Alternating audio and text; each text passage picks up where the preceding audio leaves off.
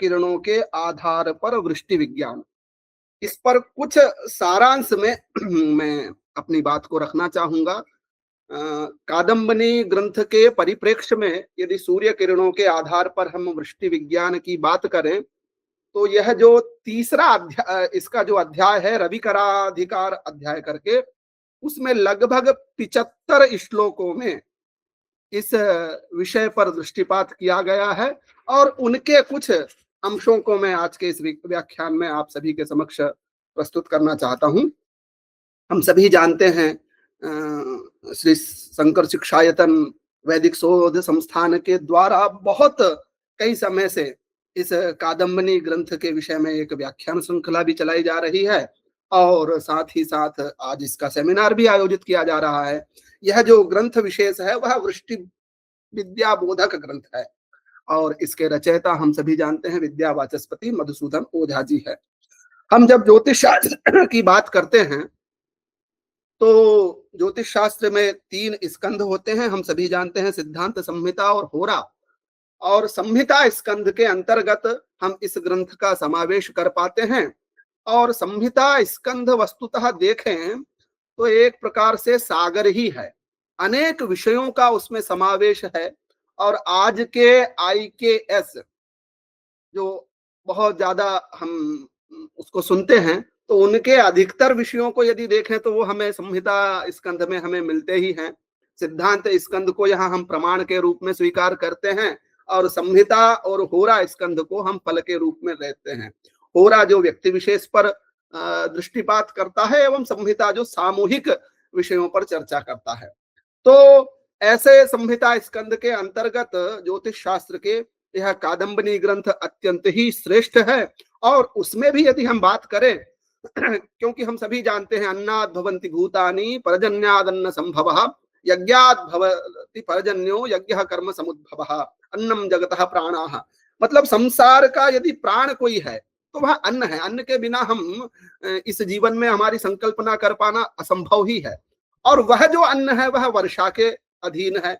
अतः यह वर्षा का परीक्षण आज से नहीं, प्रारंभ काल से अत्यंत ही प्रमुखता से किया जाता है और उसके आधार पर हम विभिन्न प्रकार के सस्य इत्यादि का रोपण का कार्य करते हैं।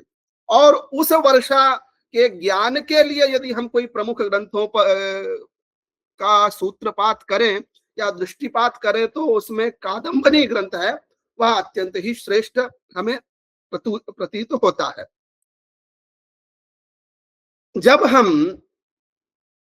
सूर्य किरणों के आधार पर वृष्टि विज्ञान की बात करते हैं तो भारतीय ज्योतिष, प्राकृतिक जो विज्ञान है और पर्यावरण संबंधी अध्ययन, यह तीनों की दृष्टि से अत्यंत महत्वपूर्ण है।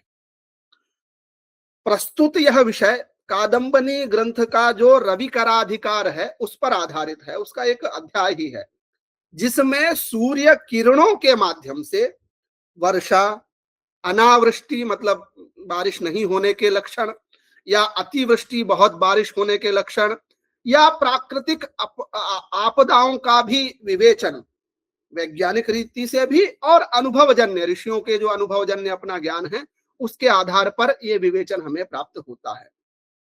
जब हम भारतीय दृष्टि में सूर्य और वृष्टि की बात करें तो सूर्य केवल एक खगोलीय पिंड नहीं है। हम सभी सूर्य को आत्मा मानते हैं। हमारे वेदों में प्राप्त भी होता है कि सूर्य आत्मा जगतः। तो संसार का कि यदि कोई आत्मा है तो वह सूर्य है और आज एनर्जी का यदि सबसे बड़ा कोई स्रोत है तो वह भी सूर्य है। और सूर्य ही दिन का भी नियंता है, ऋतु का नियंता है, प्राणदाता है, काल प्रवर्तक है, वृष्टिकारक है और साथ ही साथ हमारे ज्योतिष शास्त्र का तो मूल कोई है, यदि प्रमुख यदि हम विचार करें तो वह सूर्य ही है, क्योंकि सूर्य के प्रकाश से ही बाकी सब प्रकाशित होते हैं। तो ऐसा सूर्य की किरणों से वृष्टि विज्ञान बहुत ही विशेष विषय हो जाता है। ऋग्वेद से लेकर पुराणों, ज्योतिष ग्रंथों तक सूर्य को वर्षा चक्र का मूल कारण माना गया है। कादम्बनी ग्रंथ में स्पष्ट कहा गया है कि सूर्य की किरणें जब वायु, जलकण और मेघों के साथ विशेष प्रकार से संयोग करती है, तभी वृष्टि का स्वरूप कहीं ना कहीं निश्चित होता है, ऐसा आचार्यों का मत है। तो इस प्रकार से हम देखें तो सूर्य ऊर्जा का भी एक स्रोत है, काल का नियामक भी है, और ऋतु का भी नियंता है। ऋतु का भी हम यदि ऋतु चक्र को भी देखें तो सूर्य के आधार पर ही करते हैं। और भारतीय परंपरा में मौसम विज्ञान का भी कहीं ना कहीं बहुत एक विशेष महत्व रखता है यह सूर्य की स्थिति। तो अब जब हम सूर्य किरणों के आधार पर वृष्टि विज्ञान की बात करते हैं, तो कादंबनी ग्रंथ में स्पष्ट रूप से उल्लेखित है कि सूर्य किरणों के 7 विकार बताए गए हैं। वो कौन कौन से हैं, और इन 7 विकारों के भिन्न भिन्न लक्षणों के आधार पर वृष्टि की बात की गई है, या अनावृष्टि की, या अतिवृष्टि की, इत्यादि विषयों की चर्चा की गई है। तो वो 7 विकार कौन से हैं सूर्य किरणों के? संध्या च कुंडलम, चक्रायुधम, दंडस्त्रिशूलकम, मत्स्यो अमोघश्च सप्तैते विकारा रवि रश्मि रश्मिजाः। तो ये रवि रश्मि के द्वारा, रवि किरणों के द्वारा 7 प्रकार के विकार बताए गए हैं। वह कौन कौन से? संध्या, कुंडल, इंद्रधनुष, दंड, त्रिशूल, मत्स्य और अमोघ। जब ये 7 विकार या ये 7 किरणों के जो स्वरूप विभिन्न बनते हैं, इनके रूप, रंग, दिशा, स्निग्धता, काल और संख्या के आधार पर भी वृष्टि का पूर्वानुमान किया जाता है, ऐसे हमारे आचार्यों का मत है। अतः यह जो व्यवस्था है पूर्णतः वस्तुतः निरीक्षण आधारित है। हमें सतत इसका निरीक्षण करना होगा, एक प्रकार से ऑब्जर्वेशनल साइंस इसको हम कह सकते हैं। तो जब हम थोड़ा सा इन लक्षणों को देखते हुए, क्या इन लक्षणों के आधार पर वृष्टि के विचार बताए गए हैं, उसको समझने का प्रयास करें। आज के समय में यदि हम इनके लक्षण, इनके अंग्रेजी नाम देखें तो ये आप देख सकते हैं, ट्विलाइट संध्या कह सकते हैं, कुंडल को सोलर हालो, हालो का आज आप देखेंगे तो बहुत ज्यादा मिलता है, इसके चिन्ह भी मिलते हैं, इस पर थोड़ा चर्चा भी करेंगे। रेनबो हम सभी जानते हैं, दंड, सन पिलर भी कहते हैं। और फिर ये दंड, त्रिशूल, मत्स्य, अमोघ, ये सूर्य किरणों के द्वारा विभिन्न प्रकार की आकृतियां ही है, और उनके आधार पर विभिन्न प्रकार के वर्षा संबंधित फलों को, अन्य फलों का भी विवेचन आचार्य मधुसूदन ओझा जी ने कादम्बनी ग्रंथ में किया है। तो संध्या को यदि देखें तो संध्या की परिभाषा हम सभी जानते हैं, सूर्य सिद्धांत इत्यादि ग्रंथ में कहा गया है कि षष्ठाम सह संध्यो स्वका। और यहाँ पर यदि हम संध्या की परिभाषा देखें, हम सूर्य सिद्धांत इत्यादि में तो संध्या काल बताया गया है कि दिन का 6वां हिस्सा, तो अहोरात्र का 6वां हिस्सा है, उसको हम संध्या काल कहते हैं। चाहे फिर वह काल व्यवस्था में मनु की बात हो या महायुग के बात हो, उनका भी संध्या प्रमाण पृथक पृथक सभी का कहा गया है। उसके विषय में विशेष विवेचन सिद्धांत ग्रंथों में मिलता ही मिलता है। लेकिन यहाँ कादम्बनी ग्रंथ में यदि संध्या की परिभाषा देखें तो संध्या भवत्यहोरात्र संधिस्था नाड़िका द्वयी नाड़ी त्रयी वा यावद वा ज्योतिषाम दर्शनम भवेत। मतलब 2 नाड़ी या 3 नाड़ी तक का कालखंड, नाड़ी मतलब वही घटी, आप समझ लीजिए, तो 1 घटी, 2 घटी या 3 घटी, ठीक है ना।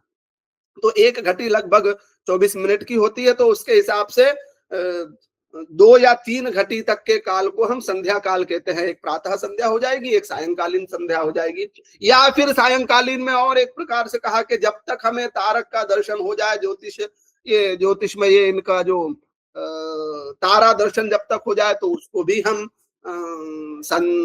संध्या काल कह सकते हैं। तो दिन और रात्रि की एक प्रकार से अलग अलग संध्या होती है, और ये वातावरणीय परिवर्तन का भी सूक्ष्म काल होता है। क्यों? क्योंकि रात से जब दिन का आरंभ होता है तो उस समय जो वातावरण परिवर्तन हो रहा है तो वह भी संध्या काल है। ऐसे ही दिवस के बाद रात्रि प्रारंभ होगी तो उस संबंधी वातावरण के परिवर्तन का भी एक सूक्ष्म काल हम इसको कह सकते हैं। तो अब इस संध्या के आधार पर किस प्रकार के वर्षा के लक्षण को कहते हैं, यह संध्या भी सूर्य की किरणों के आधार पर ही होती है। तो संध्यायाम सुरभि तो मृदुश्चरति मारुतः शुभाय विमलम व्योमा दिशः पद्मारुण प्रभाः द्योतयन्ति दिशः सर्वा यदि संध्या प्रदर्श्यते महामेघोदयं विद्यात् वृष्टिस्तर्हि भविष्यति। ये कादम्बनी ग्रंथ में कहा गया है कि शीतल हो संध्या, सुगंध पवन बह रही हो, आकाश निर्मल हो और कमल के समान जो आकृति है उस प्रकार की, मतलब वर्ण सभी दिशाओं में दिखाई देता हो, तो फिर वर्षा होने की संभावना होती है, वर्षा होती है, ऐसा आचार्य मधुसूदन ओझा जी का मत है। इसके बाद में हम देखते हैं अगला जो प्रकार है वह और भी कई सारे लक्षण बताए, केवल मैंने संध्या का एक थोड़ा सा आपके सामने दृष्टिपात किया। संध्या के बहुत प्रकार के लक्षण बताए कि इस प्रकार की संध्याएं होंगी या इस प्रकार का वहां पर हमें स्वरूप दिखेगा तो वर्षा होगी या अतिवृष्टि होगी, उसका विवेचन आचार्य जी ने बड़े सुंदर तरीके से किया है। इसके बाद में आता है कुंडल, जो जिसको हालो अभी हम कह रहे थे, तो ये भी दो प्रकार का कहा, एक परिधि और परिवेश। परिधि परिवेशश्च कुंडलम द्विविधम मतम प्रत्यर्कः प्रतिचंद्रश्च द्विविधा परिधिर भवेत। मतलब सूर्य और चंद्रमा के चारों ओर एक प्रकार से वृत्त बन जाना, छोटा सा एक वृत्त बनता है, ऐसे देखेंगे ना हम, वो सूर्य दिखाई देता है तो एक और छोटा सा वृत्त हमें दिखाई देता है, तो उसे हम परिधि कहेंगे। यदि ये उत्तर दिशा में हो तो वर्षा होती है, दक्षिण में होगी तो वायु चलती है, और चारों ओर यदि इस प्रकार से उसका दिखे तो थोड़ा सा वृत्त टाइप का, तो फिर अनावृष्टि होती है, ऐसा आचार्य जी का मत है। यह श्लोक भी मिलता है, रवेर उत्तर गोवृष्टिम वायु दक्षिण गस्तथा उभयस्तो जलत्रासम करोति प्रति सूर्य कहा। इसके बाद अगला जो स्वरूप है वह है परिवेश। और भी परिधि के बहुत सारे लक्षण बताए गए हैं। तो परिवेश क्या है? जिसको सूर्य या चंद्र की किरणें, मतलब वायु द्वारा दबाई जाकर सूक्ष्म मेघों में गोलाकार रूप ले ले, उसे परिवेश कहते हैं। आधुनिक विज्ञान में देखते हैं तो हेलो फेनोमिनन, ये आप एक चित्र देख सकते हैं, इस प्रकार का हमें परिवेश आकाश में दिखाई देता है। तो कह भी रहे हैं कि रविर इंदो कराव्योम्नि वायुना प्रतिमूर्छिताः सूक्ष्मेभ्ये मंडलीभूता परिवेशाख्यया मताः। तो यह यदि श्वेत वर्ण की हो, कपिल पीत इन वर्ण से युक्त हो तो वर्षा हो जाती है, रुक्ष या रक्त हो तो अनिष्ट होता है। इस प्रकार से आचार्य का एक हेलो फेनामिनन जो आधुनिक विज्ञान की दृष्टि से देखते हैं, जिसको कि आचार्य ने परिवेश के रूप में कहा है, उस दृष्टिकोण से भी वृष्टि से संबंधित विचार आचार्य जी ने इस ग्रंथ में किया है। अगला जो है वो इंद्रधनुष। अच्छा, यहाँ पर इंद्रधनुष भी दो प्रकार के बताए गए हैं, एक ऐरावत करके और एक और लक्षण आचार्य जी यहाँ पर बताते हैं। लेकिन हम सामान्य तौर पर इंद्रधनुष देखें तो ये तो सामान्य रूप से हमें बहुत ज्यादा दिखाई देता है। तो कह रहे हैं नीरांतरा कराभानो पवनेन विघट्टिताः सप्तवर्णा धनु संस्था दृष्टा इंद्रधनुर्मतम। ये कैसे होता है? तो सूर्य किरणें और जलकण और पवन, मतलब बादल इत्यादि, ये सब जब मिलते हैं तो एक सप्तवर्णीय धनुष का निर्माण होता है। और इस इंद्रधनुष के दिखाई देने से भी वर्षा का निर्णय करते हैं। कहते हैं यदि ये पूर्व दिशा में दिखाई देता है तो वर्षा होती है, पश्चिम दिशा में दिखाई दे तो निरंतर वर्षा होगी, उत्तर दिशा में कदाचित दिखता है तो आकस्मिक वर्षा होती है, और दक्षिण दिशा में यदि ये इंद्रधनुष हमें दिखाई देता है तो अवरोध होता है, वर्षा का अवरोध होता है, ऐसा आचार्यों का मत है। अब अगला जो लक्षण है वह, जो अभी हमने 7 विकार देखे, उन 7 विकारों में से दंड, त्रिशूल, मत्स्य और अमोघ भी, ऐसे लक्षण भी बताए गए हैं। तो दंड क्या है कि सूर्य से उठी हुई रेखा अमोघ कहलाती है, मतलब एक पर्टिकुलर रेखा आप देखेंगे, एक किरणें यदि हमें दिखाई देती है तो वह अमोघ कहलाएगी। और उसी रेखा का थोड़ा आधा भाग कटा हुआ हो, कुछ भाग तक दिखाई देती है तो उसे दंड कहते हैं। और यदि यही 3 रेखाएं हो जाए तो उसका नाम त्रिशूल कहलाती है। ये 3 प्रकार की रेखाएं हो तो वो त्रिशूल कहलाती है, मतलब सूर्य की किरणें। अब इसको हम कह सकते हैं कि बादलों से आच्छादित होने के बाद या फिर एक विशेष परिस्थिति में कई बार हमें सूर्य की किरणें दिखाई देती है पर्यावरणीय के कारण, तो वह भी एक स्वरूप प्रदर्शित करता है वर्षा इत्यादि के लिए। तो यहाँ लिखा है कि सूर्यात् समुत्थिता रेखा अमोघ इत्यभिधीयते स्वअग्रेण खंडिता दंडस्त्रिस्रो रेखा त्रिशूलकम द्वाभ्याम अमोघ रेखाभ्याम भिन्न दिग्भ्याम तु मत्स्य का। एक मत्स्य और है, वो दो रेखाओं से भिन्न दिशाओं से मिलेगी, तो वो मत्स्य के समान यदि आकार आकार बनता है आकाश में, तो उसे हम मत्स्य सूर्य किरण का विकार कहेंगे। और उसके कारण फिर उससे भी वृष्टि का विचार किया। तो अमोघ किरणों से कह रहे हैं कि सीधी और स्निग्ध हो तो वर्षा होती है, खंडित हो बीच में तो अनावृष्टि वर्षा नहीं होगी, और संख्या से भी इसका समय का निर्धारण किया जा सकता है। और हम यदि इस पे और थोड़ा सा दृष्टिपात करें तो सूर्य से उठी सीधी स्निग्ध किरणें अमोघ कहलाती है। मतलब श्वेत हो, सरल हो, दीर्घ हो, लंबी हो, तो वैसी किरणें यदि हमें दिखाई दे, आप गूगल करेंगे तो इसका एक दो चित्र दिख जाएगा। अभी मैंने यहाँ चित्र नहीं लगाया हूं, लेकिन आपको इसका एक अमोघ का भी आप देखेंगे तो उसके रूप में मिलता है, तो वो वर्षा आपको मिल जाएगी, वर्षा होती है। यदि वो कुटिल है, खंडित है, रुक्ष है, तो वो अनावृष्टि हो जाएगी।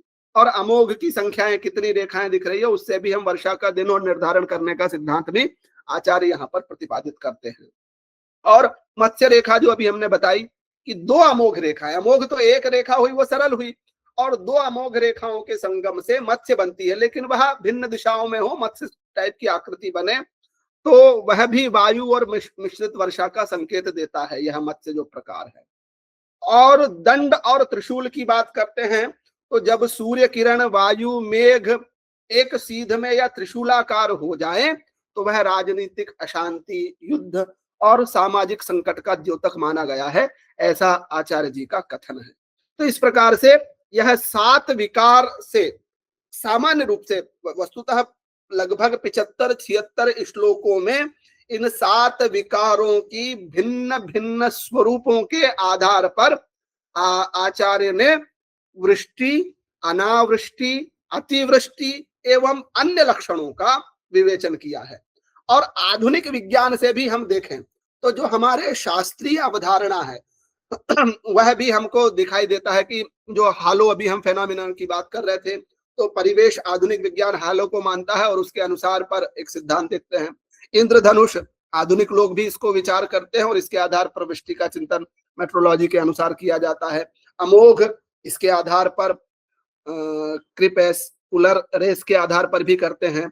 और फिर संध्या का रंग, एटमॉस्फेरिक स्कैटरिंग के आधार पर भी आधुनिक विज्ञान के लोग वृष्टि का पूर्वानुमान करते हैं, ऐसा मिलता है। और सोचिए कि यह जो भारतीय वृष्टि विज्ञान की दृष्टि है वह अत्यंत प्राचीन है, और उनके लक्षणों के आधार पर वृष्टि के पूर्वानुमान की जो परंपरा है वह अत्यंत ही विशिष्ट और उत्कृष्टता का उदाहरण रहती है।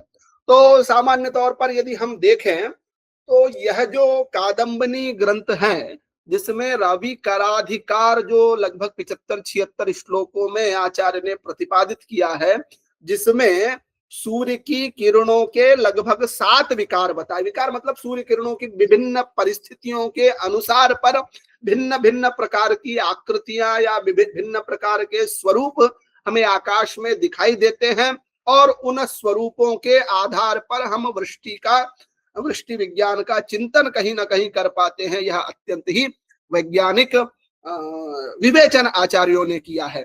और वस्तुतः यह जो चिंतन है यह पर्यवेक्षण आधारित और अनुभवजन्य भी है। कहीं ना कहीं इसका निरंतर हमें पर्यवेक्षण भी करना होगा। और आज के परिप्रेक्ष्य में भी हम देखें तो एक चुनौती है कि विभिन्न प्रकार के यह जो लक्षण यदि हमें दिखाई दे और उसका सामंजस्य हम करें तो निश्चित तौर पर बहुत हद तक हम पूर्वानुमान करने में सक्षम होंगे। और आधुनिक जो मौसम विज्ञान है, मेट्रोलॉजी वगैरह का जो है, वो भी इनके जो पूर्ण रूप से सिद्धांत बताए गए हैं उससे कहीं ना कहीं संगत करते हैं, तालमेल रखते हैं। तो निश्चित तौर पर हम यदि इस विषय को देखें कि कादम्बनी जो ग्रंथ है उस पर जो वृष्टि का चिंतन मधुसूदन ओझा जी ने किया वह अत्यंत ही श्लाघनीय है। और बहुत सारे, हम चाहे बृहद संहिता ले लें, अद्भुत सागर ले लें, या वशिष्ठ संहिता ले लें, या भद्रबाहु संहिता ले लें, इनमें भी कहीं ना कहीं आदित्य चाराध्याय इत्यादि में कहीं ना कहीं इसका विषय का विवेचन मिलता है, मेघ के गर्भ का भी विवेचन मिलता है। लेकिन रवि किरणों के आधार पर वृष्टि का जितना व्यापक चिंतन हमें इस कादम्बनी ग्रंथ में मिलता है वह कहीं और उतना दिखाई नहीं देता है। अतः रवि किरणों के आधार पर वृष्टि का पूर्वानुमान कहें या अतिवृष्टि का विचार कहें या अनावृष्टि का विचार कहें, वह अत्यंत ही विस्तृत रूप में आचार्य जी ने यहाँ पर प्रस्तुत किया।